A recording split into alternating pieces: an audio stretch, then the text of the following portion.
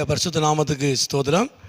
இன்றைய தினத்துக்கான தேவனுடைய வார்த்தையானது 91ஆம் சங்கீதத்திலே 14வது வசனமும் 15வது வசனத்தையும் நாம் பார்க்கும் பொழுது, அவன் என்னிடத்தில் வாஞ்சியாக இருக்கிறபடினால் அவனை விடுவிப்பேன், என் நாமத்தை அவன் அறிந்திருக்கிறபடினால் அவனை உயர்ந்த அடைக்கலத்தில் வைப்பேன், அவன் என்னை நோக்கி கூப்பிடுவான், நான் அவனுக்கு மறுவுத்தரவு அருள் செய்வேன் என்று சொல்லி வேதத்தில் வாசிக்கிறோம்.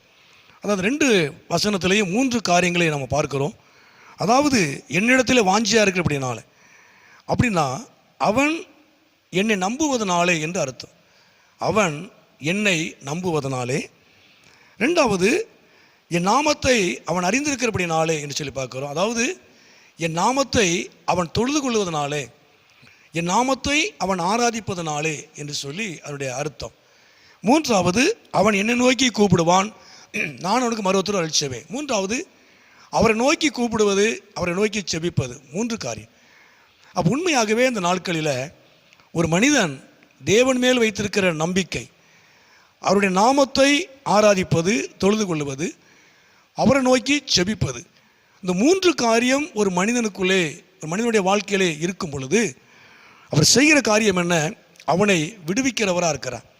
எல்லாவற்றிலையும் அவனுக்கு கர்த்தர் நல்ல ஒரு விடுதலையை கொடுக்கிறவர், நல்ல ஒரு பலனை கொடுக்கிறவர், விடுதலையோடு கூட காணப்பட கர்த்தர் உதவி செய்கிறவர். 2வது, அவனை உயர்ந்த அடைக்கலத்தில் வைக்கிறவர். தேவன் அவனை உயர்ந்த அடைக்கலத்திலே உயர்த்துகிறவர், அவர் பாதுகாக்கிற ஒரு நல்ல தேவன். 3வது, அவனை தப்புவித்து அவனை கனப்படுத்துகிறவர். 3வது, தேவன் அவனை கனப்படுத்துகிறவர். அப்போ உண்மையாகவே இந்த நாட்களில் அதாவது அவர் விடுவிக்கிறவர், அவர் உயர்த்துகிறவர், பாதுகாக்கிறவர்.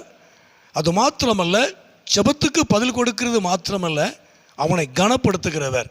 உண்மையாகவே இந்த நாட்களில் கர்த்தர் உங்களை எல்லாவற்றிலையும் ஒரு விடுதலையோடு கூட காணப்பட உதவி செய்வார். அவர் உங்களை உயர்த்துவார், உங்களை பாதுகாப்பார், அவர் உங்களை கனப்படுத்துவார். ஆனால் நாம் செய்ய வேண்டியது, நாம் அவர் மேல் நம்பிக்கை வைக்க வேண்டும். அது மாத்திரமல்ல, அவருடைய நாமத்தை நாம் ஆராதிக்க வேண்டும், தொழுது கொள்ள வேண்டும். 3வது, அவரை நோக்கி நாம் கூப்பிட வேண்டும், செபிக்க வேண்டும். இந்த 3 காரியத்தை நாம் செய்யும் பொழுது கர்த்தர் இந்த 3 விதமான ஆசீர்வாதங்களை கர்த்தர் நமக்கு தருவாராக. தொடர்ந்து கர்த்தர் உங்களை ஆசீர்வதிப்பார், அவர் நாமத்தை மகிமைப்படுத்துவார். ஜெபம். எங்களை அதிகமாக நேசிக்கிற நல்ல பிதாவே, அருமையான ஆண்டவரே, நல்ல இந்த நேரத்துக்காக நன்றி செலுத்துகிறோம். நீர் விடுவிக்கிறவர், நீர் உயர்ந்த அடைக்கலத்தில் வைக்கிறவர், நீ தப்புவித்து கனப்படுத்துகிற ஒரு நல்ல தேவன். இந்த சத்தத்தை கேட்டுக்கொண்டு அருமையான நம்முடைய பிள்ளைகளை எல்லாவற்றிலும் ஒரு விடுதலையோடு கூட காணப்பட ஆண்டவரே உயர்த்தும்படியாக, பாதுகாக்கும்படியாக, நீ சகலத்திலையும் கனப்படுத்தும்படியாக நாங்கள் ஜெபிக்கிறோம். உங்கள் நாமத்தை மகிமைப்படுத்துங்க. நீ மகிமையான காரியங்களை செய்யும், ஆசீர்வதியும். இயேசுவின் நாமத்தில் ஜெபிக்கிறோம் நல்ல பிதாவே. ஆமேன், ஆமேன்.